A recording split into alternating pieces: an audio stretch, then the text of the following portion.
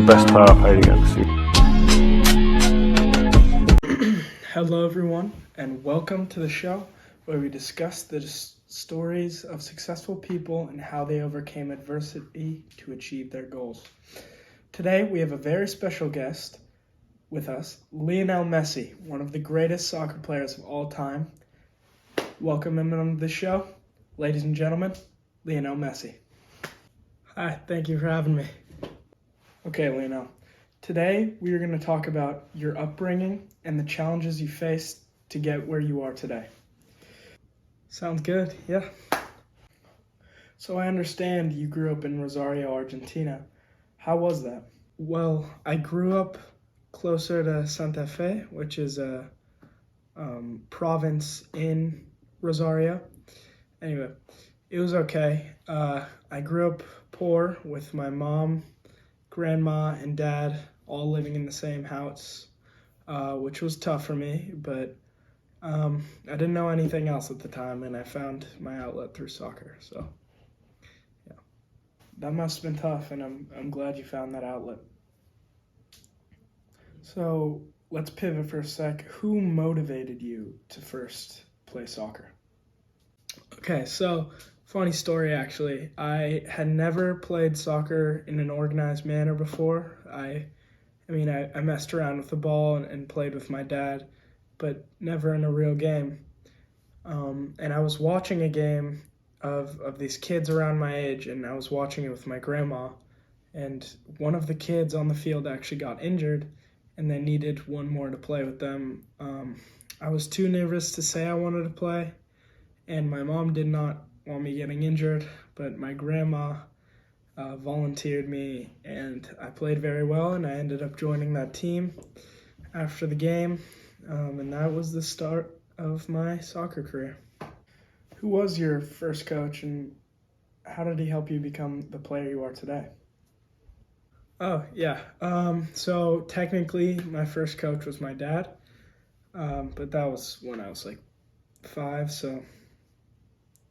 But my first actual coach for the team of that game was Salvador Aparicio, and he was great. He helped me get recognized by different teams when I got older, so yeah, sounds like a great guy.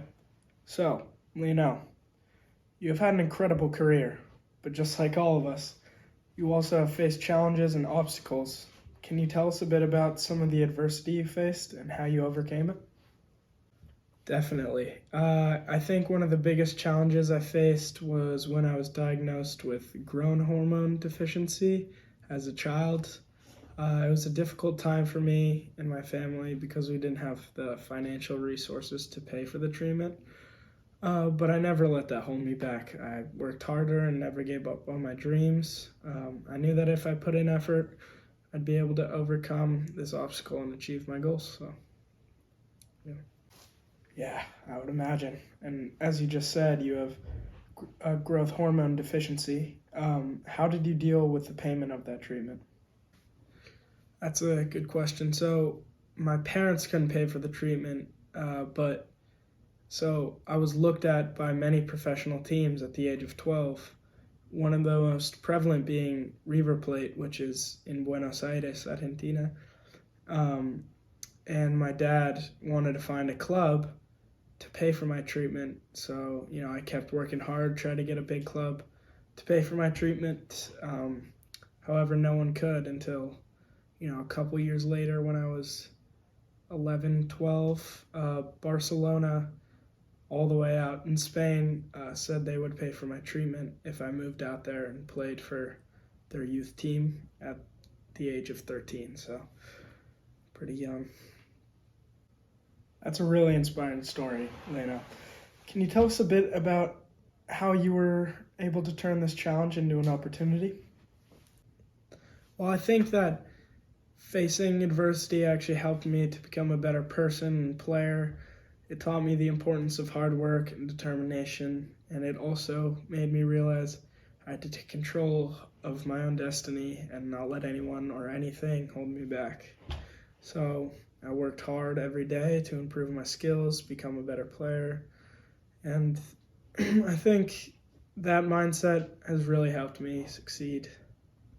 When moving to Barcelona, did you face any challenges? So after moving to Barcelona, the club agreed to pay for my housing and treatment, which was very kind. But on the training grounds, I was often bullied by my teammates for my size and for being poor. And then, I made friends with them, and they saw that I was good, and, I made friends for sure. I understand. Yeah. And since you moved to Barcelona at such a young age, who are you the saddest to leave behind? Oh, yeah, that's a good question. My mother and my father came to me to Barcelona, but I was very sad to leave my grandma and my childhood best friend, Antonella. Oh, I understand. She's your wife now, correct? How did you guys rekindle after you left for Barcelona? Yeah, so she is my wife, and now. But after I left for Barcelona when I was 13 to pursue my soccer career, I lost touch with her.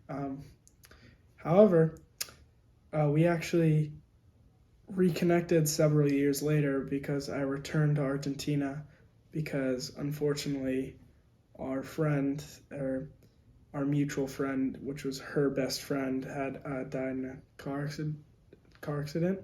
And so I came back to Argentina, and we wanted to be together during this difficult time. And we reconnected, and it was like no time had passed at all.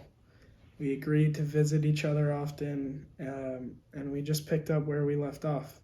And we started dating again, and eventually got married.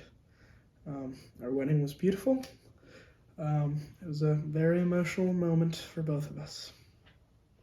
Beautiful story, beautiful story. However, I'm sorry it started from grief of your friend who passed away. I'm very sorry about that. Now, I'm going to take a quick pivot here to after your professional career had already blossomed, and you practically have won everything the game has to offer on a club level. However, you received a crazy amount of hate and backlash for your lack of performance at the international level for Argentina. For example, not to list, but the 2006 World Cup, 2007 Copa America, 2010 World Cup, your unfortunate shortcomings at the 2014 World Cup when you went to the finals, and same with the 2016 World Cup where you went to the finals but came short, and the 2018 World Cup. After many shortcomings in these tournaments, people from your own country and fans of yours were hating on you, burning jerseys, and sending death threats. You were accused of not caring as much about Argentina as you do for Barcelona, for not having patriotism, and that you don't care about Argentina. Some pretty nasty things. So he doesn't care about Argentina as much as Barcelona. A lot of times he gets accused of lack of patriotism, lack of understanding Argentina. Why does it work so well at Barcelona, and why is it not really pulling off at the national team?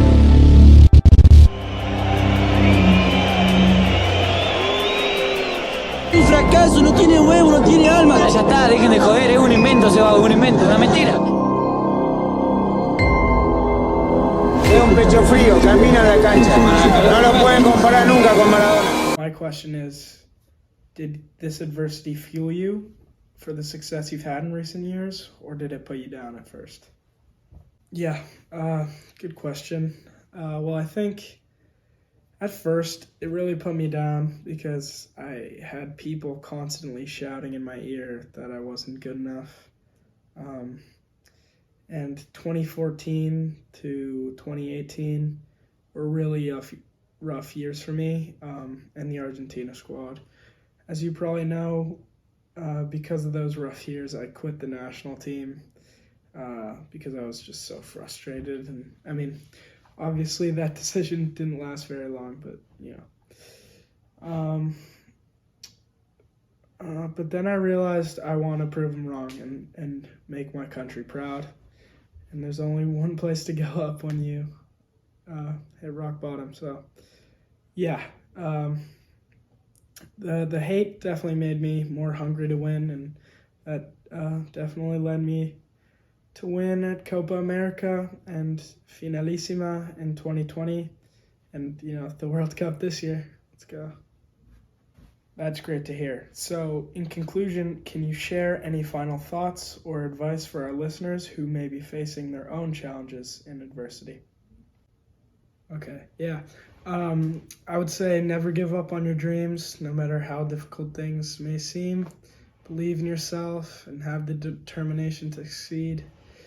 And always remember that hard work and perseverance can help you overcome any obstacle. So, thank you. Thank you, Lionel, for sharing your story and inspiring advice. It was a pleasure having you on the show. Thank you, everyone at home watching. See you on the next one.